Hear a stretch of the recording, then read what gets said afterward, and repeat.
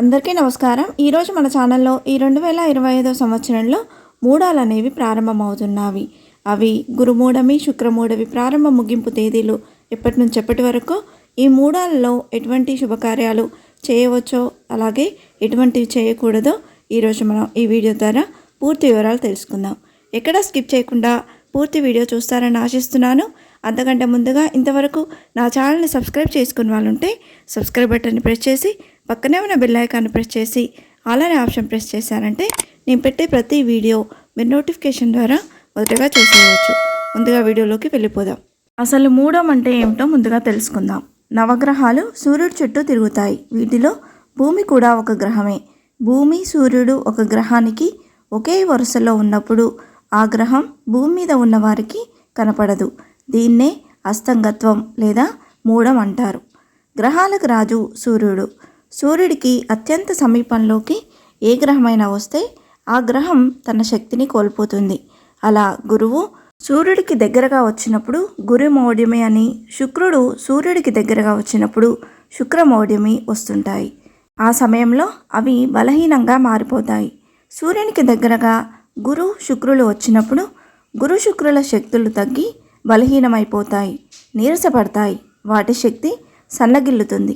అంటే 1000 వాట్ల బల్బు ముందు క్యాండిల్ పెడితే ఆ క్యాండిల్ శక్తి ఎంత మామూలుగా ఉంటుందో అలాగే సూర్యుడి దగ్గరగా చేరిన గ్రహాల స్థితి అంతే బలహీనంగా ఉంటుంది. గురు, శుక్రులు శుభగ్రహాలు కాబట్టి అవి సూర్యుడికి అత్యంత దగ్గరగా ఉన్నప్పుడు మూడాలుగా పరిగణించి ఆ రోజుల్లో ఎలాంటి పనులు చేయకూడదు అని చెప్తారు. ఎందుకంటే ఏ శుభకార్యానికైనా గురు, శుక్ర గ్రహాల బలమే ప్రధానం. ఈ 2 గ్రహాలు బలహీనంగా ఉన్నప్పుడు ఏం చేసినా కలిసి రాదన్నది పండితుల మాట. ముందుగా ఈ 2025 సంవత్సరంలో గురుమౌఢ్యమి ప్రారంభ ముగింపు తేదీలు ఏమిటో ఇప్పుడు తెలుసుకుందాం. స్వస్తి శ్రీ చాంద్రమాన శ్రీ విశ్వావసునామ సంవత్సరం, ఉత్తరాయణం, గ్రీష్మ ఋతువు, జ్యేష్ఠమాసం, శుక్లపక్షం, పౌర్ణమి తిథి రోజు అంటే జూన్ 10, 2025 మంగళవారం రాత్రి 2:15 గురుమౌఢ్యం అనేది ప్రారంభమై స్వస్తి శ్రీ చాంద్రమాన శ్రీ విశ్వావసునామ సంవత్సరం, ఉత్తరాయణం, గ్రీష్మ ఋతువు, ఆషాఢ మాసం, శుక్లపక్షం, శుద్ధ త్రయోదశి తిథి అంటే జూలై 8, 2025 మంగళవారం పగలు 3:18 వరకు ఈ గురుమౌఢ్యం అనేది ఉందండి.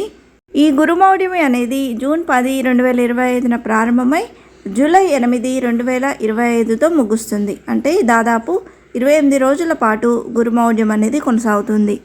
2025 సంవత్సరంలో శుక్రమౌఢ్యమి స్వస్తి శ్రీ చాంద్రమాన శ్రీ విశ్వావసునామ సంవత్సరం, దక్షిణాయనం, హేమంత ఋతువు, మార్గశిర మాసం, శుద్ధ దశమి తిథి అంటే నవంబర్ 30, 2025 ఆదివారం మధ్యాహ్నం 1:58 శుక్రమౌఢ్యమి ప్రారంభమై స్వస్తి శ్రీ చాంద్రమాన శ్రీ విశ్వావసునామ సంవత్సరం, ఉత్తరాయణం, మాఘమాసం, ఏకాదశి తిథి అంటే ఫిబ్రవరి 13, 2026 శుక్రవారం ఉదయం 11:35 వరకు ఈ శుక్రమౌఢ్యం అనేది ఉన్నదండి.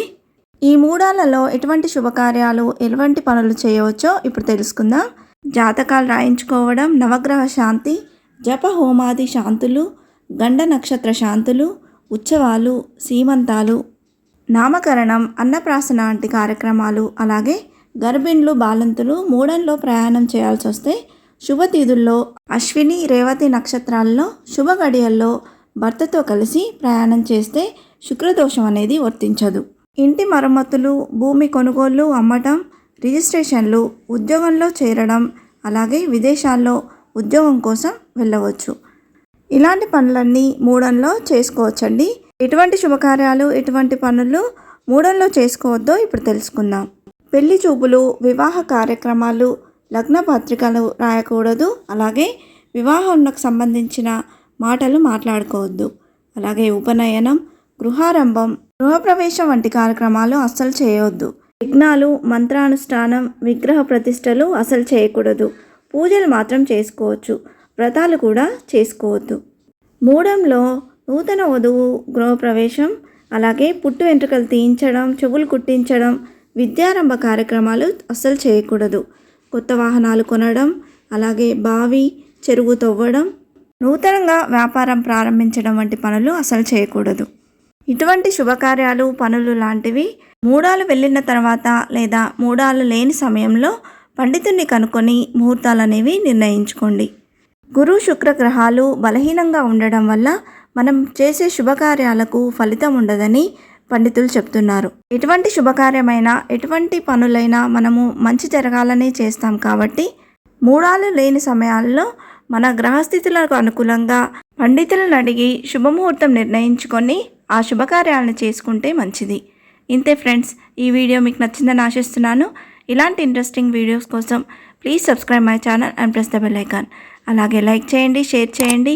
మీకు ఏమైనా సందేహం ఉంటే నా కమెంట్ బాక్స్లో పోస్ట్ చేయండి. Thanks for watching.